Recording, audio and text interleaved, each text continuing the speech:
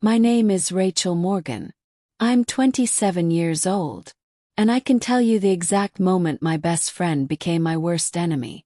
It wasn't when she whispered about me behind my back. It wasn't even when she stole credit for something I built. No, it was when she looked me dead in the eye, smirk curling like smoke on her lips, and said, "You'd be nothing without me." The words sliced clean through me, sharper than any knife. We were in her apartment that night, wine glasses half full on the coffee table, the city lights spilling through the window like fractured stars. What should have been a celebration, my first big freelance client signing with me, turned into the moment my entire view of her shattered. She laughed, swirling her glass like she owned the night. "I mean, come on, Rach. Do you really think you'd even land clients if it wasn't for me introducing you around? You'd still be what? Designing logos in your bedroom for $50 a pop." Her tone was casual. Too casual. But her eyes. Cold. Calculating. I blinked, the laughter stuck in my throat. "I worked for that contract. Built the pitch." She cut me off with a wave of her hand. "Please. Don't embarrass yourself. You're where you are because of me. Don't ever forget that." The room went silent except for the hum of the fridge.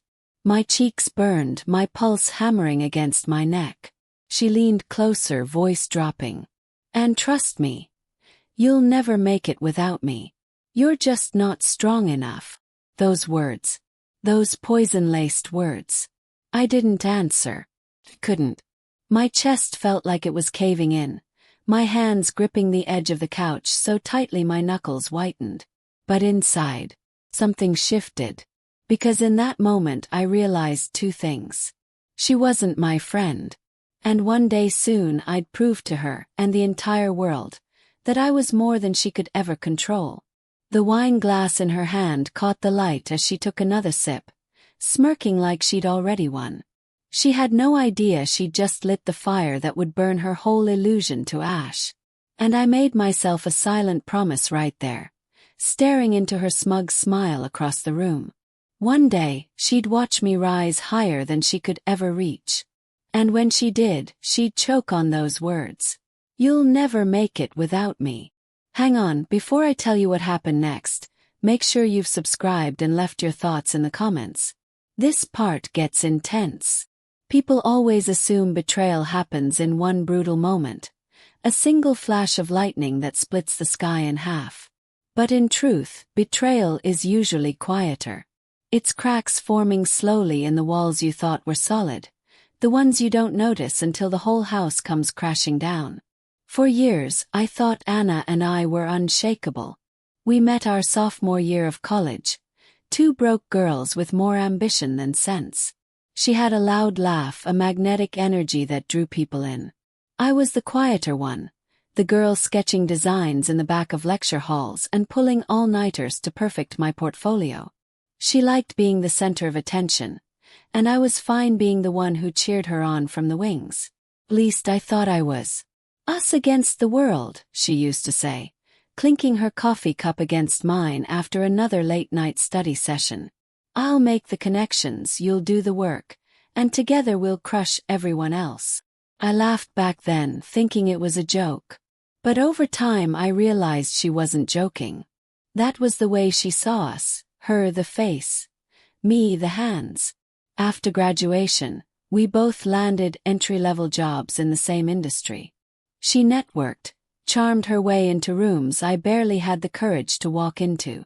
I built presentations, crafted pitches, stayed up until 2 a.m. making sure every detail was flawless. Together we looked unstoppable. People even called us a power duo. But what no one noticed, or maybe what no one wanted to notice, was how the credit never seemed to reach me. When she introduced me to clients, it was always with a laugh. "This is Rachel, she makes the boring stuff look pretty." When someone complimented a campaign, she'd smile and say, "Yeah, I pushed for that idea," even if the idea had been mine, scribbled in a notebook months earlier. And me. I swallowed it. 'Cause she was my best friend. Because I thought loyalty mattered more than recognition. The cracks grew wider. I still remember the first time she borrowed money from me. We were fresh out of college, living paycheck to paycheck, and she swore she'd pay me back in a week. She didn't. When I brought it up months later, she laughed it off. "Don't be petty, Ratch. You know we share everything. Everything but the credit. Everything but the spotlight. But the truth." I let it slide because I was afraid. Afraid of losing her. Afraid of stepping into the world without the friend who had been by my side since I was 19. Then came the parties. I hated them. The clinking glasses, the shallow conversations, the way people scanned your outfit before they even asked your name. But she thrived there, dragging me along like I was her prop. "Smile more," she'd whisper between introductions. "You look miserable." And when people asked about my work, she'd answer for me. "She's good, but I'm the one who really sells it." Always with a laugh, always with that sly wink that made it sound like a joke. Except it wasn't. For years I told myself that was just who she was. Loud, brash, hungry. I convinced myself I needed her confidence to balance out my quiet. That maybe, just maybe, she was right. Maybe I couldn't make it without her. But then came the first real opportunity that was mine alone. A freelance project. Big enough to launch my name outside of her shadow. And she tried to take it from me. She didn't know I overheard the phone call. Her voice floated from the hallway one night while she thought I was asleep. "Yeah, Rachel's working on that contract," she said, her tone light. "But, honestly, she wouldn't even have it if it weren't for me. You'd be smarter working directly with me instead." I remember gripping the blanket so hard my nails left marks. That was the first time I truly saw it. Not just the cracks but the truth underneath. She wasn't my friend. She was my jailer, dressed in the costume of loyalty. And the worst part. She was so confident I'd never leave, never fight back, that she didn't even bother to hide it anymore. By the time she told me to my face, "You'll never make it without me," the betrayal had already been written across years of little cuts, little thefts, little lies. But what she didn't know. Every cut she dealt me had sharpened something inside. And soon I'd use that blade against her. Before we move on, take a second to hit subscribe and drop a comment. I'd love to hear what you think so far. Betrayal doesn't come with warning sirens. It comes disguised as a smile, wrapped in words like "trust me and I've got your back." And when it finally arrives, it doesn't just break your heart. It makes you question your own reflection. The night it happened started like any other. Another networking event in some downtown loft, the air thick with perfume, champagne, and the hollow laughter of people desperate to be noticed. I hadn't wanted to go, I never did. But Anna insisted. "Opportunities don't wait at home, Rachel," she said, adjusting her lipstick in the mirror. "They wait in rooms like this." She was right in a way. But I didn't realize the opportunity she was chasing wasn't just for her. It was mine. Inside, the crowd buzzed around us. Men in tailored suits, women in dresses that whispered money with every swish of fabric. I stayed close to the edges, sipping a watered-down cocktail, while Anna floated from group to group like she was born under a spotlight. And then I heard it. "She's been working on a campaign that'll blow your mind," Anna was telling a small circle of executives. Her voice was bright, practiced, smooth as silk. "The concept's fresh, dynamic, and exactly what your brand needs." I froze, nearly spilling my drink. That was my campaign she was describing, the one I'd been building in secret for weeks, the one I'd finally been ready to pitch to the client myself. She wasn't just dropping hints. She was presenting it as her own. One of the men leaned forward, intrigued. "Sounds promising. Do you have something you could show us?" Anna smiled, reaching into her bag. And when she pulled out a folder, I felt my stomach drop. My sketches. My notes. She'd gone into my room, taken them without a word, and now held them up like trophies. The room applauded lightly as she spread the papers out, explaining every detail. The colors, the message, the strategy. My work, my vision, my sweat-stained late nights. And not once did my name pass her lips. I wanted to scream. I wanted to shove my way into that circle and expose her on the spot.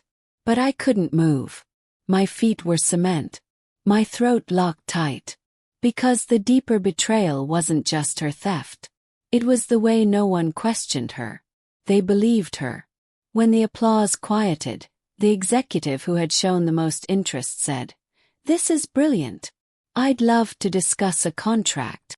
Anna's smile widened, and in that moment, she wasn't just stealing my work. She was stealing my future. Afterward, I confronted her in the bathroom, my voice shaking with rage. "You stole my idea, Anna. My notes, my campaign. How could you?" She didn't even flinch. She reapplied her lipstick calmly, staring at her reflection instead of me. "Oh, come on, Rachel. You wouldn't have had the guts to pitch it yourself. I just helped it along."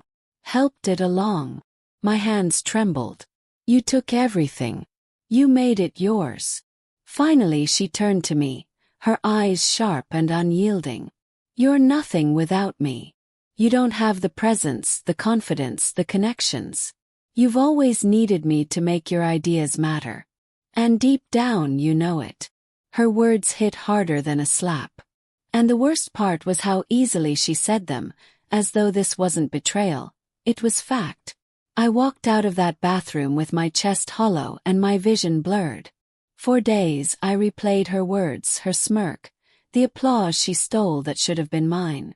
I felt stripped bare, like everything I had worked for was a lie. At night, lying awake in my small apartment, I asked myself the same question over and over. Was she right? Could I really not make it without her? That was my lowest point, my most vulnerable. But what Anna didn't know was that every moment of humiliation, every word she threw like a dagger, was carving out a different version of me. And the next time we stood in the same room, it wouldn't be her walking out victorious. It would be me. Before we go any further, click subscribe and let me know in the comments. What would you have done in my shoes? The days after the betrayal were a blur of humiliation and silence. At work, whispers floated down the hall about Anna's brilliant pitch. Executives walked past me with nods of approval. For her, not for me. And Anna. She basked in it, strutting through the office with that gleam in her eye. A predator who'd tasted blood and wanted more. Every glance, every whispered "she's going places," twisted like a knife in my gut. But I didn't collapse. Not this time. I sat at my desk one night long after everyone had gone home, staring at the faint outline of my erased sketches still imprinted on the paper. My heart was heavy, but my mind sharpened. Anna's words echoed. "You're nothing without me." Well, I wasn't nothing. I had been everything she wasn't. Creative, relentless, capable. She had stolen from me because she couldn't create on her own. And that was her weakness. That was where I'd strike. Began to dig. Every project she had touched over the past year, I revisited them, traced them back to their origins. Compared notes, dates, drafts. And the deeper I went, the clearer it became. This wasn't the first time she had stolen. She had lifted snippets of ideas from others too. Small things easy to hide. But when I lined them up side by side, the pattern was undeniable. I wasn't just going to expose her theft of my campaign. I was going to expose her entire career of lies. Still fear clawed at me. What if no one believed me? What if she twisted the narrative again, painted me as bitter, jealous, weak? The thought nearly paralyzed me, until I remembered the bathroom, her smirk, her words slicing through me like I was disposable. That memory burned hotter than fear. So I started documenting. I built a folder with dates, emails, timestamps, drafts. Every shred of evidence stacked neatly until it became impossible to ignore. The turning point came when I discovered something Anna hadn't counted on. One of her pitches included a private draft I'd emailed myself months earlier as backup. A digital fingerprint proving the work was mine. It wasn't just revenge anymore, it was justice. But justice alone wasn't enough. She had humiliated me in public. She had stolen my voice in a room filled with applause. So when I struck back, it would be just as public. I reached out to the same executives she had impressed, requesting a follow-up meeting. They hesitated at first, but when I hinted that I had information about a serious breach of ethics, their tone shifted. One of them said carefully, "If what you're saying is true, Rachel, you'll need to prove it." I smiled, though my hands trembled. "I can." The night before the meeting, I didn't sleep. I paced my apartment, rehearsing what I would say. My heart was a drum in my chest, my throat dry, but beneath it all was a steady flame. Anna had taken everything from me once. This time I was going to take it all back. And when she fell, she would fall hard. Before we move on, take a second to hit subscribe and drop a comment. I'd love to hear what you think so far. The boardroom smelled faintly of coffee and fresh paper, the kind of sterile scent that usually meant business as usual. But not today. Today, the air itself felt electric, charged with the weight of what was about to happen. Anna sat across from me at the long polished table, her red blazer immaculate, her lips curled in that smug little smile she wore like armor. She glanced at me, then at the executives, as if this were another opportunity for her to show off. She didn't know. Not yet. The senior VP cleared his throat. Rachel requested this meeting to discuss a matter of integrity. She says it concerns the campaign presented last month. Anna's smile widened. "Oh, you mean my campaign?" She tilted her head, her tone dripping with false modesty. "I'd love to hear what she has to say." I opened my folder, my hands steady for the first time in weeks. "It's not your campaign," I said calmly. "It's mine." She laughed, quick and sharp. "Really, Rachel? This again? Are we still playing that game?" But her laugh faltered when I slid the first page across the table. An email. Time-stamped. Addressed to myself, months before she ever mentioned her so-called idea. The room went quiet. I didn't stop there. One by one, I laid down the evidence. Draft notes in my handwriting, emails sent to her for feedback, comparison slides showing identical phrases lifted word for word. And then, the final blow. Examples of her other successful pitches, each one matched to drafts from other employees she had quietly siphoned from. The executives leaned forward, their eyes narrowing. "This is serious," one of them muttered. Anna's face drained of color. She reached for the papers, her hands trembling now, her voice cracking. "This is twisted. She's fabricating." But when the VP held up the email with the timestamp, the lie died on her lips. "Explain this," he demanded. Silence. Her confidence, her armor, her smile, shattered in a single breath. I looked her straight in the eye. "You told me I'd never make it without you. But it looks like the only reason you ever made it at all was because of me." Her lips parted, but no words came. By the end of the meeting, Anna was suspended pending investigation. Within a week, she was gone, terminated, her name whispered in the halls not as a star but as a warning. And me. I was promoted. Publicly. Officially. The same executives who once praised her now applauded me, not just for the campaign, but for the strength to expose the truth. But the sweetest part wasn't the title or the pay raise. It was the moment weeks later when I walked past Anna at a coffee shop. She sat alone, hunched over her phone, her once polished image cracked and dull. She looked up, saw me, and for a flicker of a second, I saw it. The regret, the bitterness, the knowledge that she had destroyed herself. I smiled, not cruelly but coldly. She had wanted me small, invisible, dependent. Instead, she was the one left behind, watching from the shadows as I built a world she could never touch again. I didn't need to say a word. My success said it all. And that's how the friend who swore I'd never make it without her ended up choking on her own lies. She thought betrayal would break me. Instead, it built me into someone she could never compete with. So, tell me, what would you have done if your best friend had stolen everything you worked for? Would you have stayed quiet? Or made sure the whole world knew the truth?